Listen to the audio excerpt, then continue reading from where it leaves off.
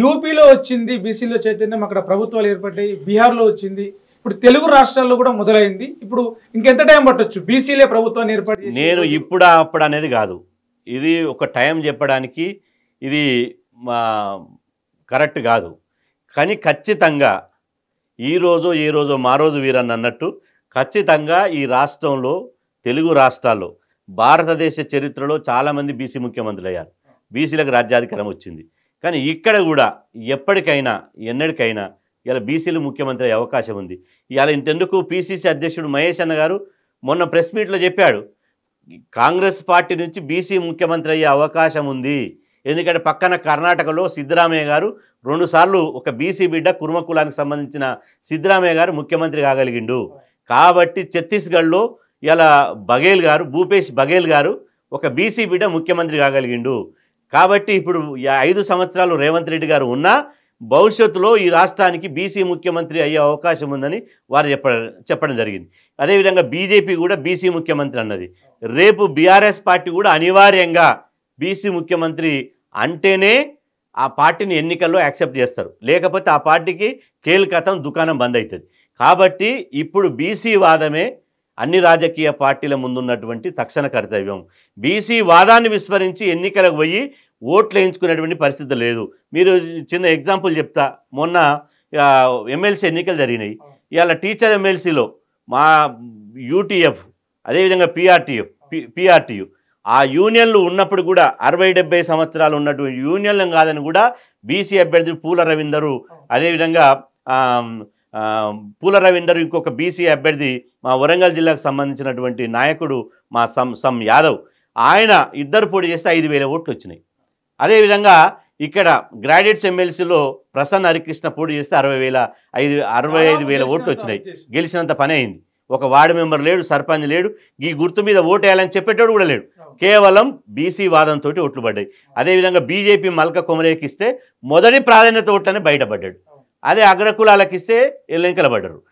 ఆ ప్రభావంతో first time ఉన్న ఎమ్మెల్సీ ఎన్నికల్లో శాసనసభ్యుల ద్వారా ఎమ్మెల్యేల ద్వారా ఎన్నికైనటువంటి ఎమ్మెల్సీ ఎన్నికల్లో పోటీపడి బీసీ ఎస్సీ ఎస్టీలకే 3 పార్టీలు ఇవాళ ఎమ్మెల్సీ అభ్యర్థులకు ఇచ్చినారు తప్ప మొదటిసారి చరిత్రలో ఒక్క రెడ్డి లేకుండా, ఒక అగ్రకులం లేకుండా మొదటిసారి 5 బీసీ ఎస్సీ ఎస్టీ ఎమ్మెల్సీలు అయ్యారు.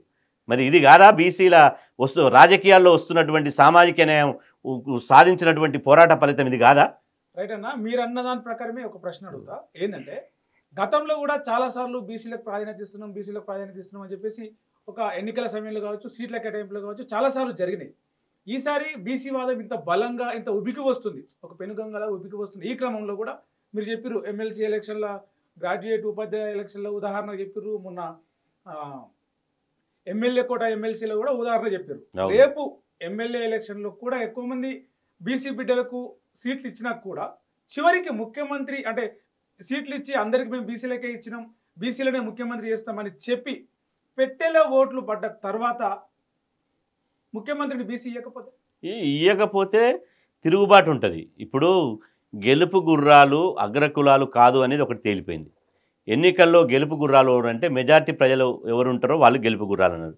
ఇవాళ అందరూ బీసీ ఎమ్మెల్యేలు గెలిచినాక అత్యధిక శాతం బీసీ ఎమ్మెల్యేల సంఖ్య ఎక్కువైనప్పుడు ఆ అత్యధిక శాతం ఉన్నటువంటి అభ్యర్థుల్లోనే ఒకరు ముఖ్యమంత్రి అవుతారు, బీసీ ముఖ్యమంత్రి.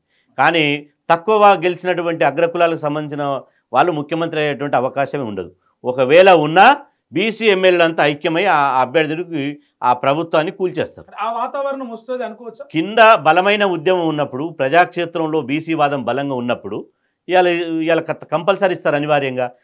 భారత కమ్యూనిస్ట్ పార్టీ సిపిఐలో ఇవాళ ఒక దశలో చాడ వెంకరెడ్డి గారికి ఎమ్మెల్సీ ఇవ్వాలని పెద్ద చర్చ జరిగింది.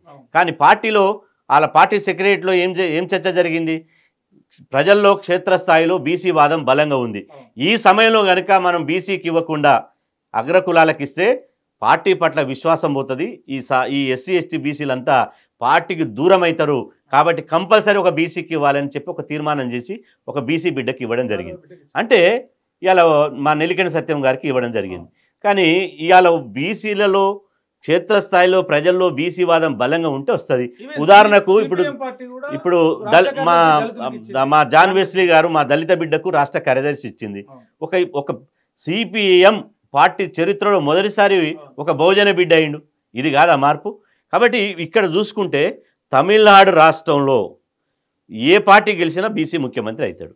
ఇవాళ తమిళనాడు రాష్ట్రంలో ఎంతకు వచ్చిందంటే ఇవాళ అగ్రకులాలకు వాళ్ళ జనాభా దామాష్ ప్రకారం ఎమ్మెల్యే టికెట్లు ఇచ్చినాం, అగ్రకులాలకు వాళ్ళ జనాభా దామాష్ ప్రకారం మంత్రివర్గంలో స్థానం కల్పించినాం అనేది బీసీలు చెప్తున్నారు. ఇవాళ ఆ స్థాయికి బీసీ ఉద్యమం తెలంగాణ రాష్ట్రంలో కూడా బలంగా రాబోతుంది. దీన్ని ఎవరు ఆపలేరు. ఎందుకంటే అనివార్యంగా భారతదేశంలో 2 రాష్ట్రాలు ఉంటాయి, ఎప్పుడు ఖాళీగా కూర్చో. ఒకటి తెలంగాణ, 2 పంజాబ్. ఎప్పుడు ఏదో ఒక ఉద్యమం ఉంటుంది, కొట్లాడుతూనే ఉంటారు. ఇక్కడ మొలిసిన గడ్డి పోసకు కూడా తిరగబడే నేచర్ ఉంటుంది. ఒక పోరాట వారసు ఈ మట్టిలోనే ఒక సామాజిక విప్లవం ఉంటుంది. ఇట్లాంటి ఈ మట్టిలో పుట్టినటువంటి మనుషులు మహామనుషులై పోరాటం చేస్తారు. కాబట్టి ఇది ఎప్పటికీ ఇవాళ మార్పు కోరుకుంటారు. అంతిమంగా మెజార్టీలకు రాజకీయ అధికారం రావాలి. ఇది కొద్ది రోజులు ఇవాళ రేపా 2 రోజుల 2 ఏళ్ళ 3 ఏళ్ళ అనేది కాదు, కానీ అంతిమంగా ఇలా మార్పు అనేది సహజం. మెజార్టీ ప్రజలకి రాజకీయ అధికారం వస్తుంది. రైట్ అన్న, మీరు చెప్పినట్టు బీసీ ఉద్యమం అనే ఒక నావ తీరం చేరబోతా ఉన్నది. బీసీలకు రాజ్యాధికారం అనే మీ నినాదం, మీ కళ సాకారం కాబోతున్నది. అంటే రాజ్యాధికారం వచ్చింది తర్వాత మీ ప్రణాళిక ఏంటి, మీ కార్యాచరణ ఎట్లా ఉంటుంది? ఇప్పుడు మాకు రాజ్యాధికారం వచ్చినాక ఇక మాకేముంది? మాకు రాజ్యాధికారం వచ్చిన తర్వాత ఈ 78 సంవత్సరాలుగా అగ్రకులాలు చేసినటువంటి బీసీలకు చేసినటువంటి అన్యాయాన్ని సరిదిద్దు పనిలో ఉండాలి.